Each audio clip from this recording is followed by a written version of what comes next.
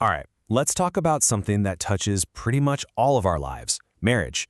Specifically, what makes one last a lifetime and another fall apart. For so long, it felt like a total mystery, just pure guesswork. But today, we're going to dive into some absolutely groundbreaking research that basically turned love and heartbreak into a science. I mean, this is the big one, right? It's a question people have been asking for, well, forever. We've all seen it. The couple that looks perfect on the outside suddenly splits up, while another couple we know who seems to argue all the time just celebrated their 50th anniversary. So what gives? What's the secret? Well, it turns out the secret isn't a secret at all. It's data. And look, this isn't just some academic question. It matters now more than ever. If you look at the data, the odds of a marriage ending in divorce have been climbing for a long, long time. And this has huge consequences. We're not just talking about being sad. The science is clear.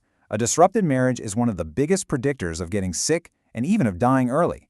The stakes are incredibly high. So with the stakes being that high, a group of researchers decided to stop guessing. They started to treat this like any other scientific puzzle, one that could actually be solved if you just knew how to look at it correctly. You see, for years, everything we thought we knew about marriage came from therapists' theories or from surveys, asking people to remember what happened during a fight. But let's be real, what you say you did and what you actually did in the heat of the moment can be two totally different things. To get to the truth, they had to go deeper. They had to actually watch it happen.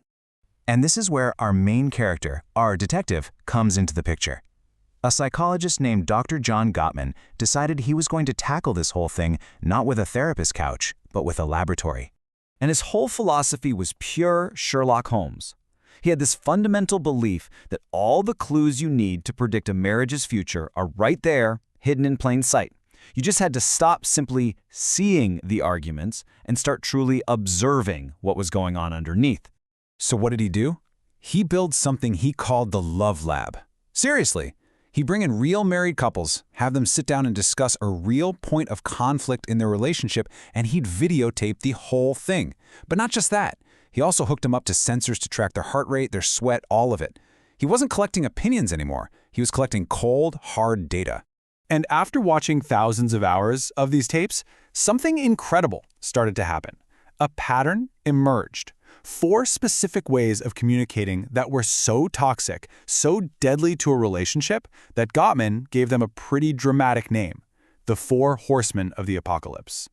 Okay, first up, criticism. Now, this is different from a complaint. A complaint focuses on a specific thing like, hey, I'm kind of frustrated that you didn't take out the trash. Criticism is a global attack on their character. It's, why are you so lazy? You never help out around here. See the difference? It's not about what they did, it's an attack on who they are. Then we get to number 2, contempt. And you really got to pay attention to this one, because the research found it's the single biggest predictor of divorce. It's the kiss of death. Contempt is any statement or action that puts you on a higher moral ground. Think sarcasm, eye-rolling, mocking them, calling them names. It's just pure poison. It's saying, I'm better than you. The 3rd horseman is defensiveness. And this feels like a totally normal reaction, right? Someone criticizes you, you defend yourself. But what's really happening is you're just flipping the blame.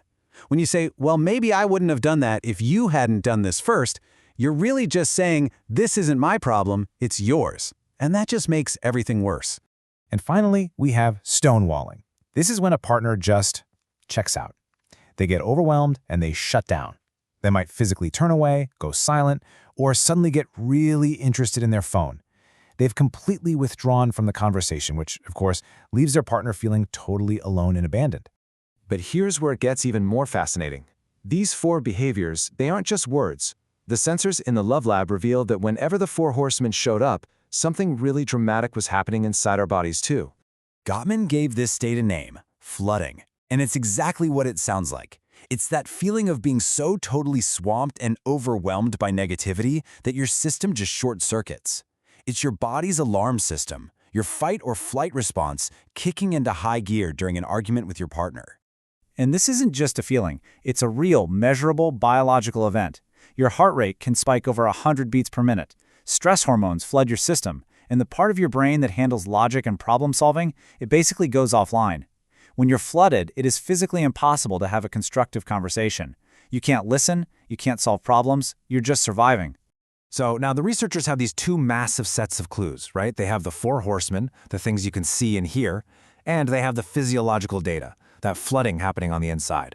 By putting those two things together, they could do what no one had ever been able to do before. They could watch a couple argue for just a few minutes, analyze the data, and predict with terrifying accuracy whether that couple would still be together in a few years. So, the big question is, just how accurate were they? 94%. Let that sink in for a second. 94. Based on just a handful of observable behaviors and physiological readings, they could predict the future of a marriage with more accuracy than a weather forecast. This was the moment that the great mystery of marriage became a predictive science.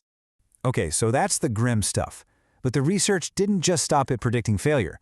And this is the hopeful part. By studying the couples who stayed happy, it also gave us a blueprint for success. Gottman called these couples the masters of marriage. So when you put them side by side, the difference is night and day. The couples headed for disaster, their bodies were always in a state of high alert. They got flooded easily. Their conversations were full of the four horsemen. The masters, on the other hand, stayed physiologically calm even during arguments. They weren't perfect, but they kept the horsemen out of the picture and found ways to manage conflict before it spiraled out of control. And this really gets to the heart of it all. The big secret from all this research, it's that happy couples don't avoid fights. Conflict is a normal, healthy part of any relationship. The real difference, the whole game, is that the masters of marriage have figured out how to navigate those disagreements without letting the four horsemen take over and without letting their bodies get flooded. So if the health of a relationship isn't about never fighting, but about how you fight, it leaves us with a really powerful question. What patterns can you start to see in your own life? What are the clues, hidden in plain sight, that might just be telling you the future of your most important relationships?